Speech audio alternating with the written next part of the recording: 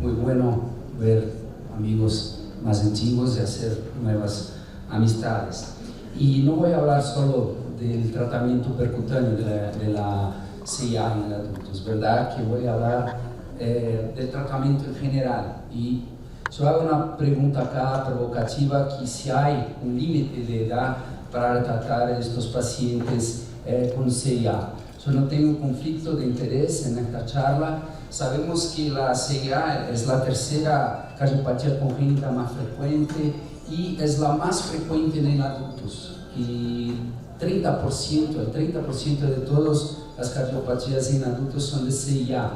Y el 80-90% se puede cerrarlas dentro del laboratorio de cateterismo. La primera descripción fue por Leonardo da Vinci, y una cosa interesante es que el primer intento de cierre de CIA en laboratorio de cateterismo fue en 1974 con Terry King, con la doble sombrilla y que tenía alta tasa de cortocircuito residual. Y bueno, ¿qué sabemos sobre cierre de CIA y la edad? Estos pacientes muchas veces tienen soplo muy ligero, como nosotros sabemos, no se hace el diagnóstico en el periodo pediátrico, entonces evoluciona hasta la edad adulta, y ellos tienen síntomas como cansancio, fatiga en el ejercicio y también soplos como uno puede ver acá en examen físico. Claro que muchas veces el pediatra no sabe cómo es el soplo de la CIA, el desdoblamiento de la del segundo ruido, entonces no se hace el diagnóstico. Y esto es un estudio en Japón que cuando se hace el diagnóstico de la CIA se tarda hasta 3 años para tratar estos pacientes. Y nosotros sabemos que la curva de supervivencia en pacientes con CIA es igual a la población en general, en niños menores que 11 años, casi igual en pacientes con menos 24 años, pero miren ustedes que después de 24 años las curvas empiezan a separarse con una peor curva para los pacientes que tienen CIA no tratadas. Entonces, si posible, un mensaje acá sería tratar a estos pacientes todavía antes de la edad adulta, antes de 25 años. Y una cosa semejante pasa con la incidencia de fibrilación atrial o flutter. Cuando se trata a pacientes con menos de 40 años, hay una baja tasa de fibrilación comparada a los pacientes mayores, como vemos acá. Y bueno, ¿cuáles son las indicaciones del cierre de CIA en adultos? Hay mucha gente que todavía piensa que como no hay tantos síntomas, no se debe cerrarlo. No, porque estos pacientes, como ya vimos, evolucionan con complicaciones. Entonces, cuando hay una sobrecarga de volumen del ventrículo derecho, independiente de la presencia de síntomas que puede haber como fatiga, disnea, nosotros tenemos que cerrar la CIA. Claro, no podemos tener una hipertensión pulmonar fija como fue la charla previa. Y claro, estos pacientes muchas veces con adultos ya tienen arritmias como flutter, fibrilación, otras arritmias supraventriculares. Entonces es de suma importancia que hagamos un Holter antes del procedimiento. Y a veces hay pacientes que tienen una CIA menor, como comentamos ayer, con una sobrecarga muy ligera del ventrículo derecho, del volumen, pero tienen embolia paradójica. Estos pacientes se comportan como un foramen y también deben ser sometidos al cierre. Entonces, la corrección de la CIA, y es preferible por cateterismo, y como vamos a ver, tiene un nivel de evidencia clase 1, nivel B en las recomendaciones de la Sociedad Americana del Corazón, como vemos en este artículo. Sin embargo, hay algunos temas controversiales que, claro, que los pacientes ideales tendrían que tener presiones normales en la arteria pulmonar y pacientes más jóvenes. Lo que pasa es que en el día a día, en la práctica diaria, una buena parte de esos pacientes adultos, especialmente por encima de 40 años, ya tienen niveles un poco mayores de presión pulmonar, como vemos acá. Y claro, cuando hablamos de pacientes más ancianos, por encima de 60 años, el rol del cateterismo es todavía más importante, porque estos pacientes tienen comorbilidades, como sabemos, hipertensión, arritmias, enfermedad renal, tienen enfermedad obstructiva crónica de los pulmones, enfermedad coronaria. Entonces estos pacientes tal vez sean los quienes que más se benefician del cierre percutáneo, pero hay unos trucos que tenemos que hacer para que tengan un mejor resultado. Y es muy común encontrar CIAs más grandes con deficiencia de uno de los bordes en estos pacientes o que tengan defectos múltiples. Y también es común, como había dicho, tener hipertensión, un poquito de hipertensión pulmonar, disfunción ventricular y una reducción de la complacencia ventricular izquierda. Este es un tema muy importante, porque después, cuando se cierra la CIA, ellos pueden evolucionar con edema pulmonar y hay formas de evitar eso. Este es un estudio ya publicado hace un par de años, y pacientes adultos con rangos distintos de diámetro de CIA, se pudo cerrarlos en la gran mayoría de los casos con un promedio del 90%. Entonces, el cierre percutáneo en estos pacientes, aunque tengamos algunas dificultades técnicas, es factible, es posible. Y acá hay unos trucos para cerrar, no voy a aburrirles con estos aspectos técnicos, pero se puede poner el dispositivo, se puede abrir el disco izquierdo desde la vena pulmonar superior derecha, podemos utilizar balones también. No me gusta hacer todas esas maniobras, quiero mantener las cosas más sencillas. Cuando uno juega un poquito con la vaina, se puede meter el dispositivo, mismo dispositivos muy grandes como 38, 40, generalmente se puede hacerlo. Y claro que uno de los temas importantes en este grupo de pacientes es la hipertensión pulmonar.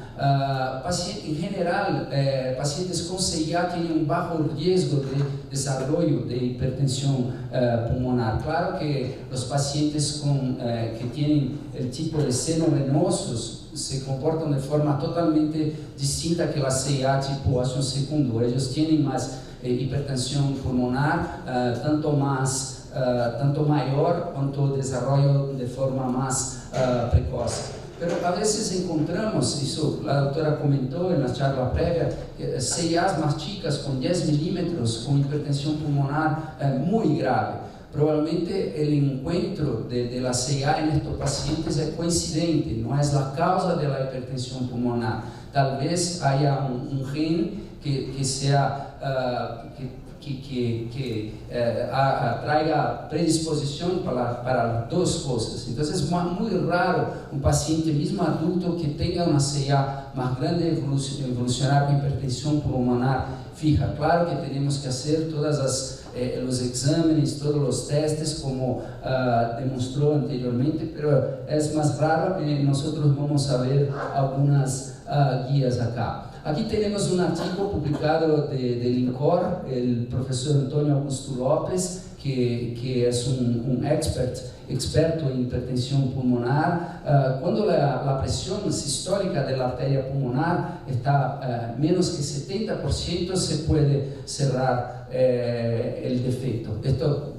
Esto puede ser estimado basado en la ecocardiografía por la insuficiencia de cuspilla o también en el cateterismo. Y claro, cuando el QPQS es mayor que 2 podemos hacer, así como la relación, una resistencia menor que 6 unidades indexada para la superficie corporal. Y acá yo mostré un estudio de Brasil, pero hay varios estudios en México que demuestran la misma cosa. Como ustedes acá, que viven en las alturas, la Ciudad de México también, y cuando la presión pulmonar está con menos de 70 milímetros de mercurio se puede hacer. Entonces ese es un factor para orientarnos muy bien. Y cuando cerramos estos pacientes, acá es un artículo de Japón, la presión del ventrículo derecho, reflejando la presión pulmonar, se cae progresivamente, como vemos acá, antes del procedimiento, después del procedimiento y durante el seguimiento de estos pacientes. Entonces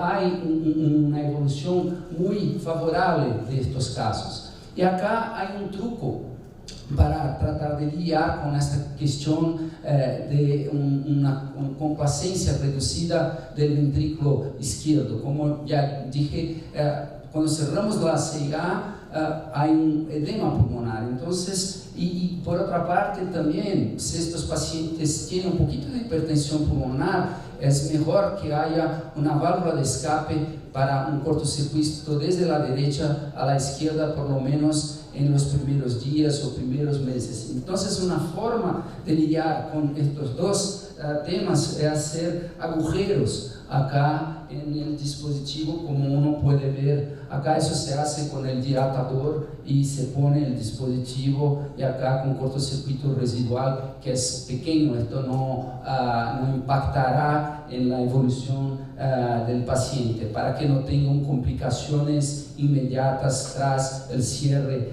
percutáneo.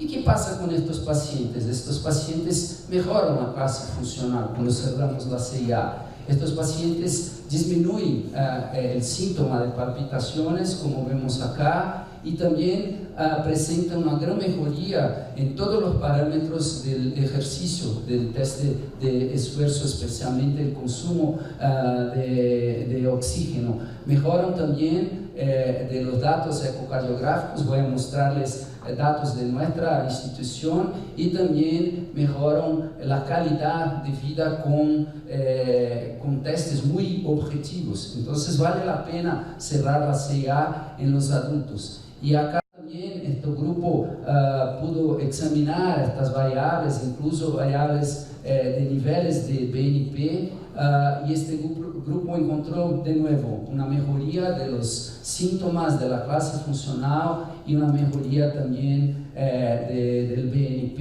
y de los datos de ecocardiografía. Y acá llegamos en nuestra experiencia. Todavía tengo, son 15 o 20 minutos. 3, bueno, si son 15 tengo 3, que sea. Esta es nuestra experiencia este fue una tesina de doctorado de una alumna del Instituto Passanese. Yo fui el supervisor de la tesina, que fue en adultos con promedio de edad de 45 años, a la mayoría, como siempre, con CIA del sexo femenino. Y miren ustedes lo que pasó con la remodelación del corazón. La área de la aurícula derecha disminuyó en el seguimiento, así como en volumen. Y esto se ve muy claramente acá en esta imagen, con una remodelación de la aurícula derecha. Cosas semejantes pasan con el ventrículo derecho. Acá tenemos el diámetro diastólico, que presenta una caída, y claro, acá antes del procedimiento y después, un año tras el implante, una remodelación. El volumen diastólico final del ventrículo derecho, esto examinado por la ecocardiografía tridimensional, también presentó una reducción progresiva, como vemos acá. Lástima que los videos no están corriendo. Y el volumen de ejecución del ventrículo derecho también disminuye, porque disminuye el cortocircuito desde la izquierda a la derecha. Esto fue un hallazgo que es un poco sorprendente, porque basado en la deformación miocárdica, el strain global del ventrículo derecho, lo que vimos fue una peora de la función, teórica peor, porque claro, uno saca toda la sobrecarga del volumen del ventrículo derecho. Entonces tienen una peora teórica de la fracción de eyección. Eso se pudo ver también con la ecocardiografía tridimensional y con TAPSE también en este estudio de nosotros. Y acá es un ejemplo de un ventrículo muy dilatado y después de remodelarse como queda un año. Y en relación al ventrículo izquierdo pasa más o menos al contrario. Hay un incremento del diámetro diastólico, claro, porque no hay la fuga residual para CIA. Ahora pasa mucho más sangre dentro de las cavidades izquierdas, y esto está ejemplificado acá con un ventrículo izquierdo más o menos aplastado entre el ventrículo derecho y la columna, y después la remodelación. Claro que la relación de los diámetros diastólicos entre las dos cámaras mejora también, porque disminuye el ventrículo derecho y aumenta el ventrículo izquierdo. Y acá un ejemplo también de remodelación en nuestro paciente con un gran ventrículo derecho, el tabique totalmente abombado, con una sobrecarga de volumen hacia el ventrículo izquierdo, y después con un resultado muy bueno. Claro que el volumen de eyección del ventrículo derecho se incrementa